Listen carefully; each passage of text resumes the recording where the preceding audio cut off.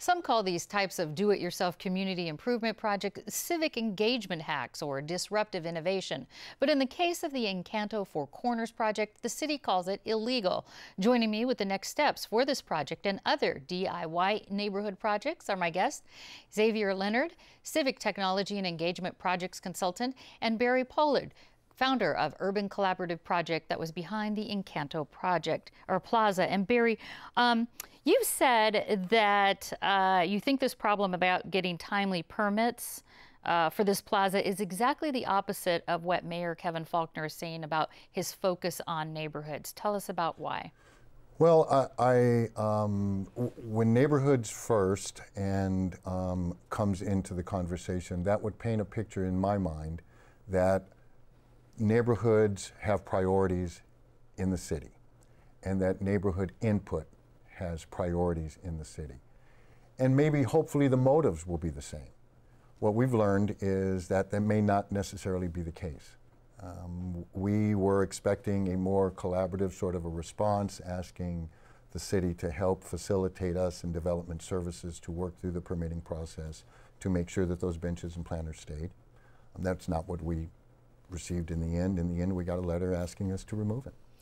Let me ask Xavier about this. You were with the city's Innovation Lab. How can community groups improve their neighborhoods? Can they do things like this, or is there something else they need to do?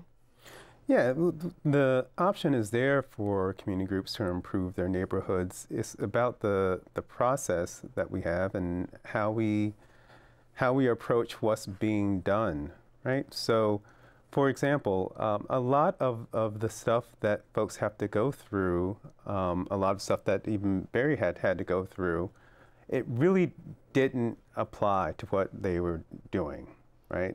And the problem is that we have some structures within our developmental services department where a kind of a square peg is being put into a round hole, and it doesn't fit because these are not projects that are aimed at just building spaces. They're really anchored around building community. Sure. And that's their focus. Sure, and I want to narrow down on that because you did a TED Talk about the distinction between read-only and read-write model of community engagement. Can you briefly explain that to me?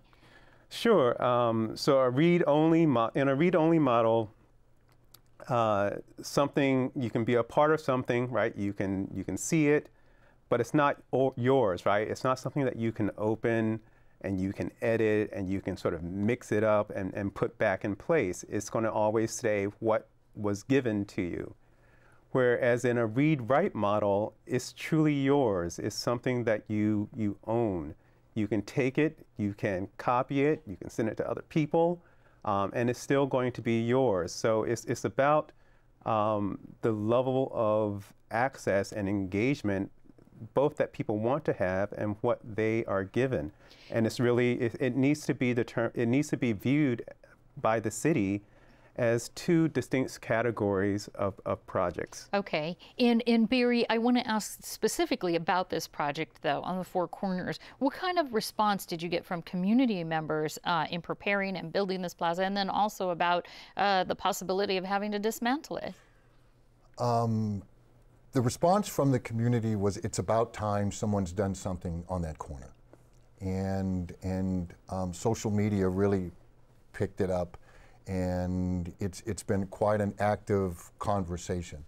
We've got a tremendous amount of support from the community to get that done. And what are the next steps? Next step is we're on a parallel track. Now, we are going to continue working through the permitting process with development services to make sure that A, we have a permit to remove things, and then B, that we can initiate a right of entry permit so we can place those benches back up. They are getting taken down. And then at the same time, we're working with folks like Xavier and some other folks to help develop a policy that makes sense. All right, Barry Pollard and Xavier Leonard, thank you so much. Thank you.